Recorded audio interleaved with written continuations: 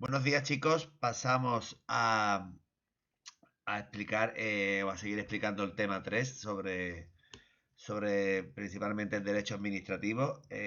Vamos a continuar por donde lo dejamos el otro día, viendo el punto 3, el derecho de los ciudadanos frente a la administración pública. Simplemente los derechos de los ciudadanos ante la administración pública surge para evitar la situación menos privilegiada que tenemos todos frente a las administraciones.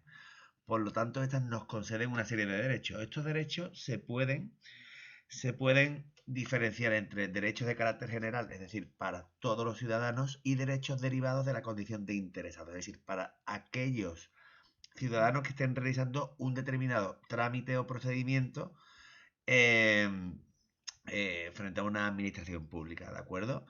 Tenéis varios ejemplos, ahí los podéis ver fácilmente, ¿de acuerdo? Los de trámite o derechos de carácter general, por ejemplo, por decir alguno, es que puedan comunicarse con las administraciones públicas a través de un punto de acceso general, ¿de acuerdo? Normalmente electrónico, a ser asistido en el uso de esos medios electrónicos, etcétera. Y con respecto a los derechos derivados de la condición de interesado, pues principalmente uno de los más importantes es que los ciudadanos tienen derecho a conocer el estado de la tramitación de todos los procedimientos en los que estén interesados, ¿de acuerdo? Eh, Explicado, visto un poco estos derechos, ¿de acuerdo? Vamos a introducirnos uno de los puntos más importantes del tema, que sería el acto administrativo. ¿De acuerdo? El acto o un acto administrativo son aquellos actos que realiza la administración pública y que están sometidos al derecho administrativo. ¿De acuerdo? El derecho administrativo, que ya lo explicamos en la semana pasada, y simplemente en el derecho administrativo vimos que es aquel derecho que regula cualquier actuación de la administración pública con otras administraciones públicas y con los ciudadanos. Estos actos administrativos tienen algunas características. Por ejemplo, por supuesto, debe proceder de una administración pública y deben de estar sometidos al derecho administrativo. Además, tienen otras características que para mí son muy importantes, como la unilateralidad, que significa que estos actos administrativos, para que se den, solo necesitan de la voluntad de la administración pública. Presunción de legitimidad, es decir, el acto por sí ya se presume válido y legítimo. Ejecutoriedad y revocabilidad. La revocabilidad significa que pueden ser modificados o anulados si así lo requieren las circunstancias. Y ejecutoriedad significa que son y pueden ser, de hecho, ejecutadas por la propia administración pública. Las clases de actos administrativos que hay, existen una gran variedad, también lo advierto, muy importantes para mí. Vamos a ver solo algunos por encima, es decir, por ejemplo, los actos administrativos pueden ser favorables o degradables. Favorable significa que son beneficiosos para los particulares y de gravamen que son negativos, por ejemplo, podría ser una sanción. Generales afectan a una pluralidad de personas o concretos solamente afectan a una o a varias personas, etcétera. ¿De acuerdo? Algunas diferencias entre de las más importantes, así que con las cuales podéis tener algún problema, es por ejemplo, según la forma de manifestarse, eh, existen tres tipos: expresos, tácitos y presuntos. Los expresos no hay problema porque cuando se manifiestan de forma expresa, la administración pública de una forma clara e inequívoca declara su voluntad, es decir, se declara a través del acto, declara el deseo, la voluntad de lo que quiere expresar al ciudadano. Tácito, se presume la existencia de una voluntad administrativa por parte de la administración pública, en el sentido de que, por ejemplo, un ejemplo tipo es cuando conceden una beca. El, la forma de manifestar expresa significa que le comunican al beneficiario que ha obtenido una beca, pero en determinadas ocasiones no comunican al beneficiario que ha obtenido una beca, simplemente le comunican o le solicitan el número de cuenta para hacerle el ingreso. ¿De acuerdo? Es decir, se saltan el paso expreso, ¿de acuerdo? Y el presunto lo veremos en el siguiente punto, está mucho más relacionado con lo que sería el silencio administrativo. Visto las clases de actos administrativos, el siguiente punto, un punto también muy importante, es el de los elementos de los actos administrativos. Los elementos de los actos administrativos los iremos estudiando a lo largo del tema, ¿de acuerdo? Aquí tenéis un pequeño esquemita, son elementos subjetivos que son o forman parte el activo y el pasivo, la causa, los elementos formales, el contenido y el fin. Con respecto a los elementos que tiene que tener un acto administrativo, no lo he dicho anteriormente, pero los elementos, es decir, son requisitos indispensables para que sea válido este acto administrativo y pueda producir todos sus efectos.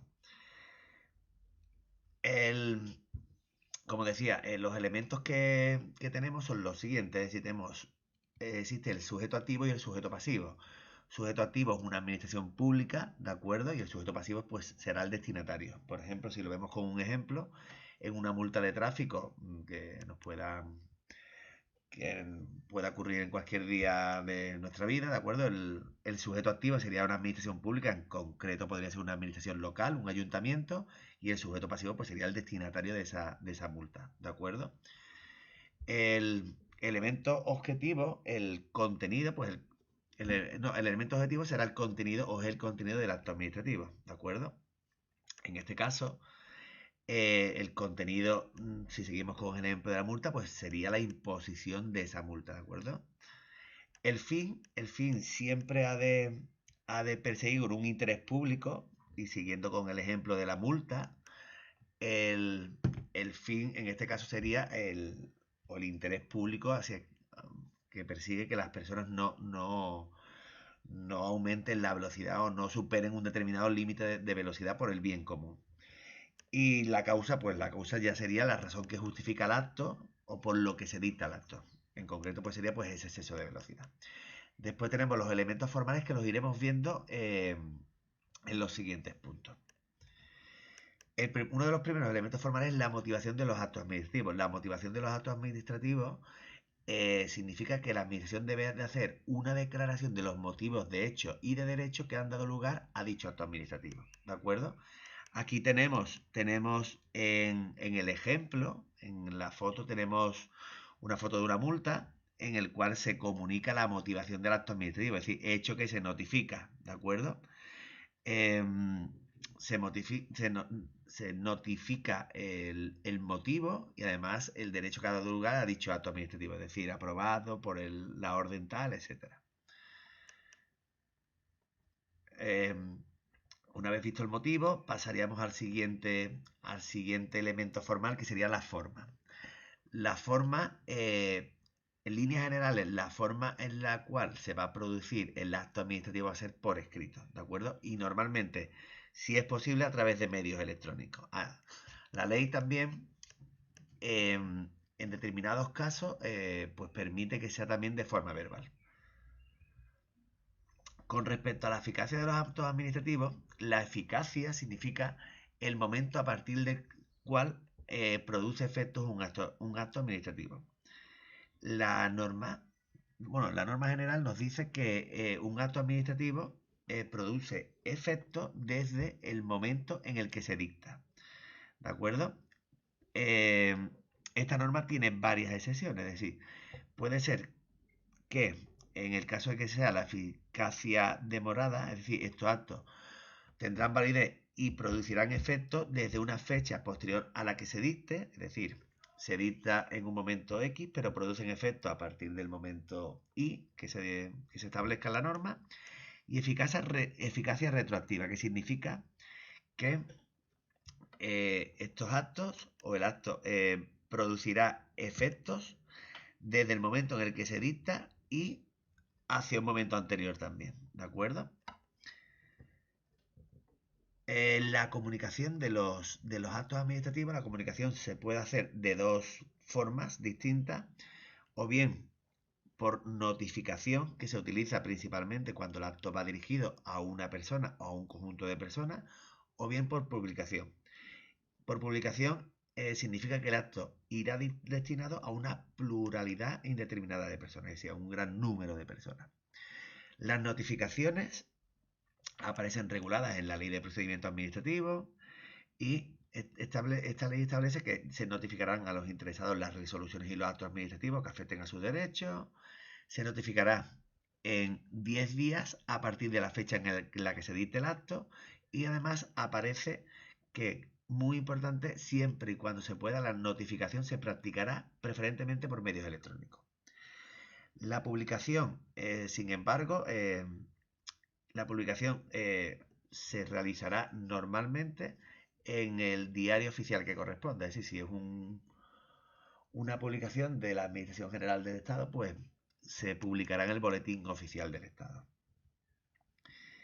Ejecutoriedad de los actos administrativos. Es decir, eh, los actos administrativos, en el momento en el que se dictan, son ejecutorios. Quiere decir dos cosas. Quiere decir que estos actos administrativos van a tener dos características principales. La ejecutividad, es decir, una vez que el acto es eficaz, ya se presume legítimo y será suficiente la publicación del acto para su ejecución. Y además tenemos que tener en cuenta la ejecución forzosa. La ejecución forzosa significa que si los ciudadanos no actúan, la administración pública por sí misma puede, por sí sola, ejecutar el acto, ¿de acuerdo? Aquí tenemos algunos ejemplos, ¿de acuerdo? De, de casos en los que la administración pública puede realizar la ejecución forzosa, ¿de acuerdo? Desde una multa coercitiva, ¿de acuerdo? Es decir, las multas lo que pretenden son sanciones que se imponen cuando se imponen para, digamos, para evitar que los ciudadanos realicen una determinada actividad. El ejemplo que estábamos viendo anteriormente de las multas de tráfico, apremios sobre el patrimonio, que significa que la administración pública puede realizar el embargo de las cuentas corrientes de los particulares, etcétera. Además, tenemos que ver la invalidez de los actos administrativos. La invalidez de los actos administrativos significa que un acto será inválido cuando le falte alguno de los elementos algunos de los elementos que hemos visto anteriormente, es decir, sujeto activo, sujeto pasivo, etcétera. Además, los actos se pueden considerar nulos, anulables e irregulares. Nulo se considerará nulo desde el momento en el que se dictó el acto y por lo tanto sus efectos no son válidos, es como si nunca hubiera existido. Acto anulable significa que deja de producir efectos en el momento en el que es anulado, pero sus efectos pasados siguen siendo válidos, ¿de acuerdo? Y el acto regular significa que el acto administrativo pues contiene todos sus elementos, pero simplemente existe un pequeño defecto de forma. Por lo tanto, en el momento en el que sea resuelto, el acto pues será válido y tendrá efecto. ¿De acuerdo? Una vez visto estos puntos principales sobre el acto administrativo, ¿de acuerdo? Quedo a la espera de vuestras dudas, etcétera, y estaré dispuesto a corregir y a solucionar todas vuestras dudas vía plataforma. Un saludo, muchas gracias.